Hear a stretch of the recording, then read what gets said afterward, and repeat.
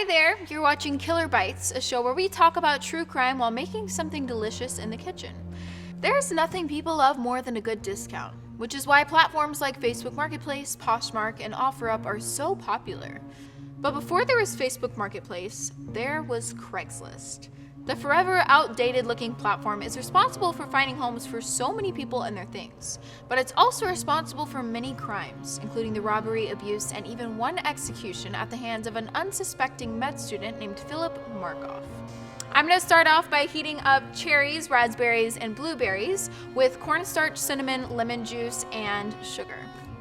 On April 20th, 2009, Philip Markoff was arrested during a traffic stop near Boston, Massachusetts. He was on his way to a casino with his fiancée Megan and several $1,000s in cash.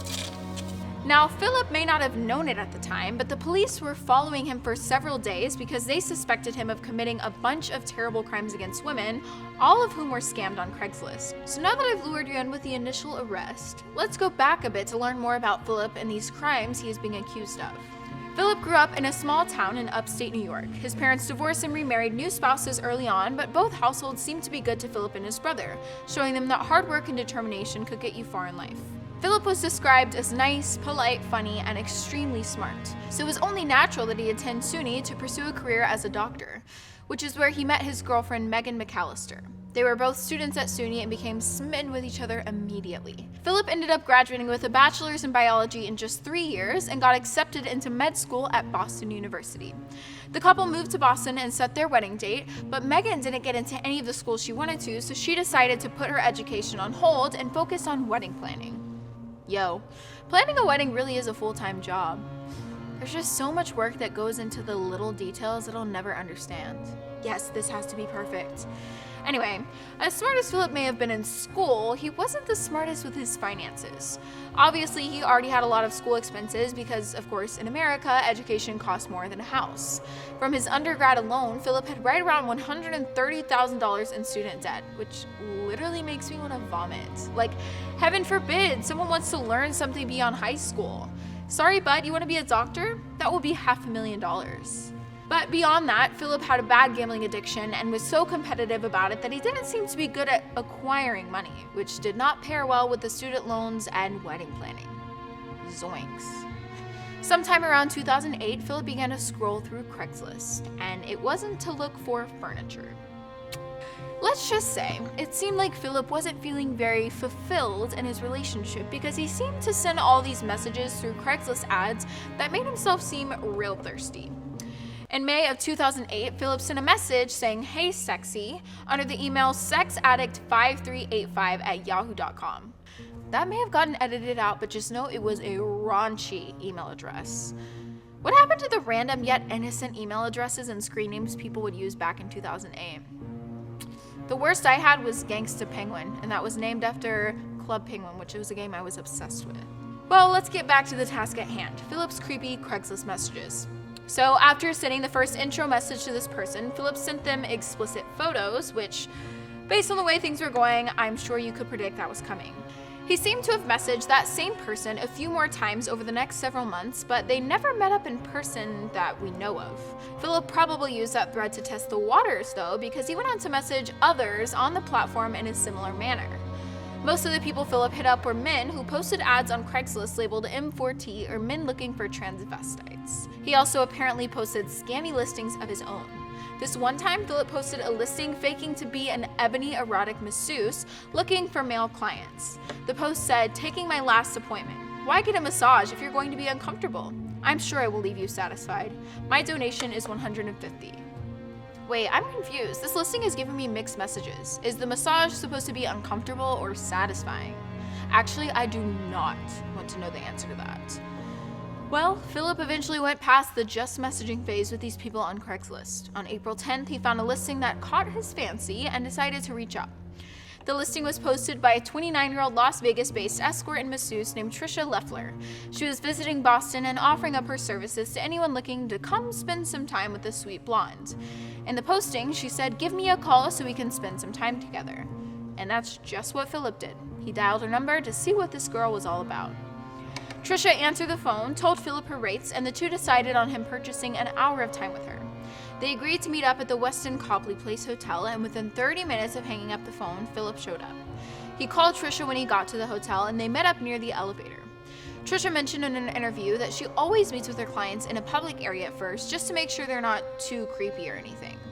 And Philip was this regular-looking, tall, blonde med student. He didn't give Trisha any bad vibes at first, so they continued up to her hotel room. But once they got up to the room and closed the door, Philip's demeanor shifted entirely.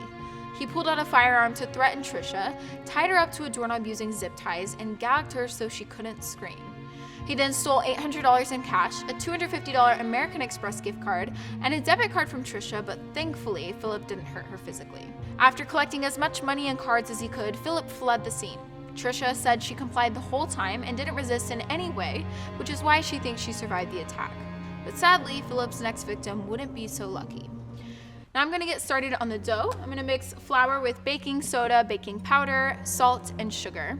Then I'm gonna add in butter and almond milk. Just 3 days later, Philip was browsing the erotic services section of Craigslist again, which is a section of the platform that would later be changed to adult services, but it has since been removed. He replied to an ad posted by a 25-year-old masseuse and aspiring model named Julissa Brissman.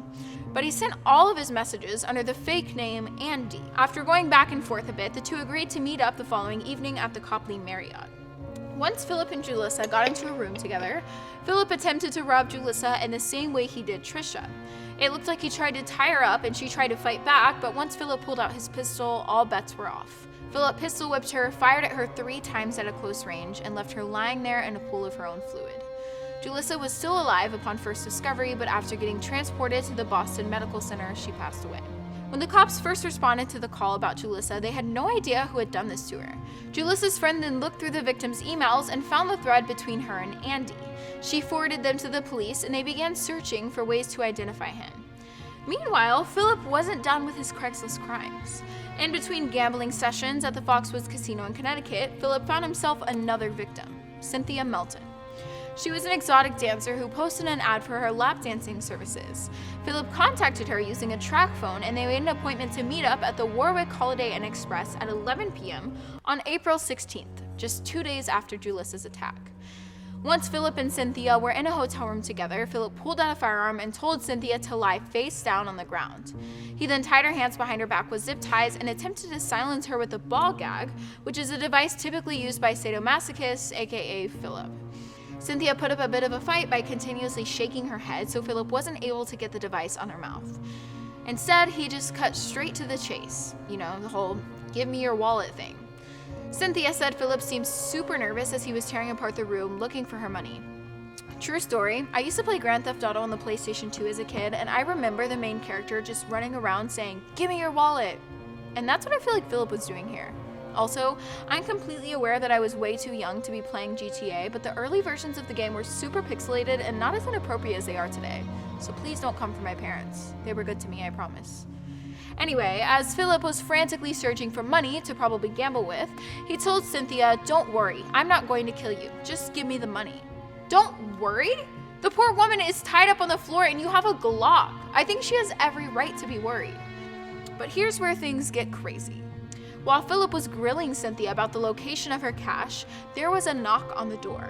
It was Cynthia's husband, Keith. Oh shit. Philip aimed the barrel of the weapon at Keith, who started walking backwards to try and avoid getting fired at. Keith backpedaled to the hallway, where he tripped and fell, giving Philip time to run down the stairwell and get away from the scene. But now it was only a matter of time until Philip got caught, because not only did 2 of his victims thankfully survive to tell their story to the cops, but there was also the husband, Keith, who laid eyes on Philip as well. Investigators were able to pull footage from the Holiday Inn security cameras where they caught a glimpse of the man walking in that evening. Through other surveillance footage and witness statements from the 3 incidents, detectives had a solid idea of what their perp looked like. They were looking for a young, white, clean-cut male who was about 6 feet tall with blonde hair. Cynthia mentioned he was wearing a baseball cap. Police then went through the various email threads and phone conversations between the women and their attacker, and investigators were able to trace an email that Andy sent Julissa. The electronic trail led straight to Philip's apartment in Boston. At the time, officers had Philip's name, but they couldn't find his driver's license. So they did some digging and found a Facebook page that Megan created for her and Philip's wedding. From there, they found out Philip was a med student at Boston University, so they were able to find his student ID picture, and it matched the guy in the surveillance footage. For the next few days, officers followed Philip to monitor his whereabouts while they continued to gather evidence to tie him to the crimes. They were even able to locate one of his texts from the night of Cynthia's attack to the area surrounding a Walmart. From that, they were able to determine that Philip purchased a baseball cap right around 10 p.m. And if you remember, Cynthia said her attacker was wearing a baseball cap and they met up at 11, so everything added up. I wonder if Philip bought that hat as a disguise. That would be kind of embarrassing if that was the case. He bought this hat on rollback thinking it would hide his identity, but little did he know it would be used as evidence to connect him to the crime. Well, once investigators felt they had enough evidence against Philip, they decided to arrest him for the crimes. As I told you earlier, the cops pulled over Philip when he was on his way to the good old Foxwoods Casino with several $1,000s in cash and his girlie Megan in the passenger seat. Officers put Philip in cuffs and accused him of armed robbery, abduction, and execution charges. The cops took him to the station while they sent a team of investigators to search his apartment for more evidence. Here's what they found: bullets, cash, zip ties and duct tape, a few track phones, a hard drive that had messages between him and Julissa, several pairs of women's underwear, 2 of which belonged to his first known victim, Trisha, and last but certainly not least, detectives found a semi-automatic firearm inside a medical textbook that had been hollowed out. Seems like this one is pretty easy to solve. On April 21st, Philip was arraigned on slaughter and weapon charges. He pleaded not guilty. Come on, dude, it's pretty obvious. Not even 2 days to his time in jail, Philip was placed on close watch because there were shoelace marks around his neck, so it was clear he attempted to take his own life. Everyone was shook when they heard that the sweet and intelligent Philip Markoff was being accused of such outlandish crimes. Philip's friends even created a Facebook group titled "Philip Markoff is innocent until proven guilty."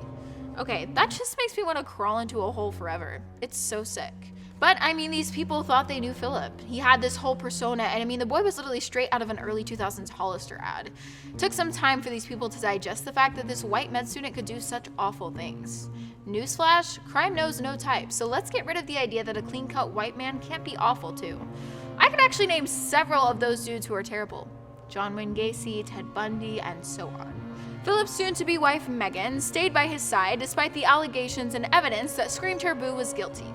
She told news outlets that Philip was a beautiful man inside and out. He would not hurt a fly.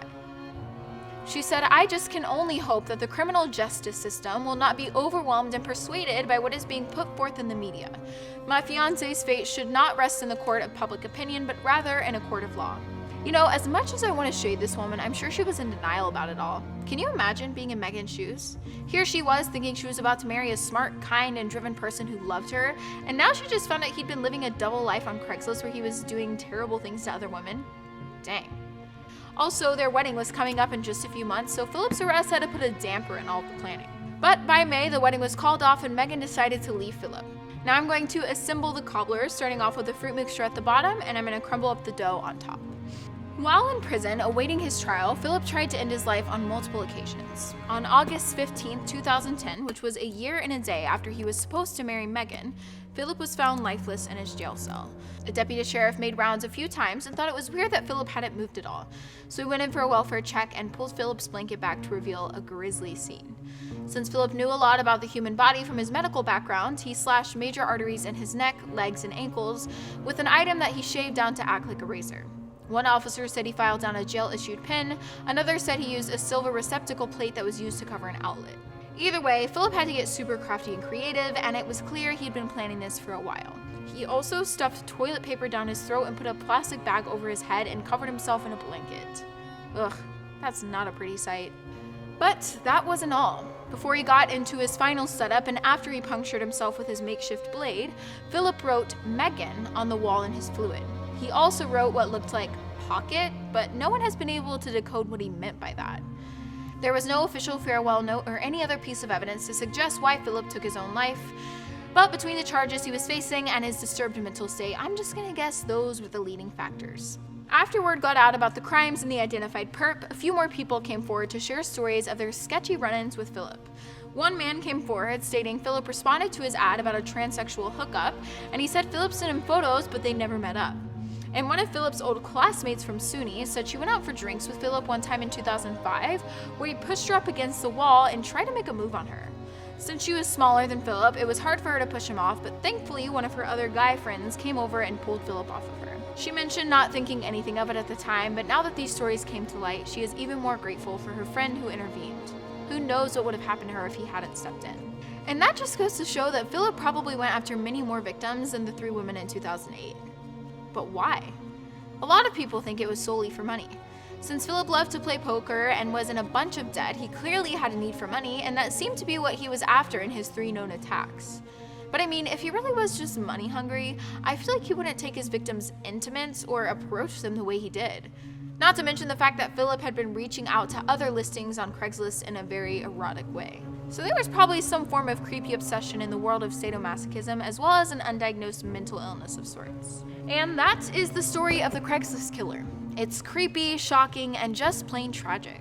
While Philip pretended to be this scholarly student who loved his fiancée, he was actually preying on people posting their services on Craigslist. At least 3 women were threatened by this guy in awful ways, and it's a good thing he was caught because I'm sure he would have continued to go after others. Well, this story makes me never want to go on Craigslist ever again. I actually found my first apartment on Craigslist, and it was not a good apartment, so I think I'll stick to Zillow or something more reputable. Anyway, please be careful out there when interacting with strangers on the internet. Sadly, not everyone is as sweet as this cherry berry cobbler. Thanks for watching, everyone.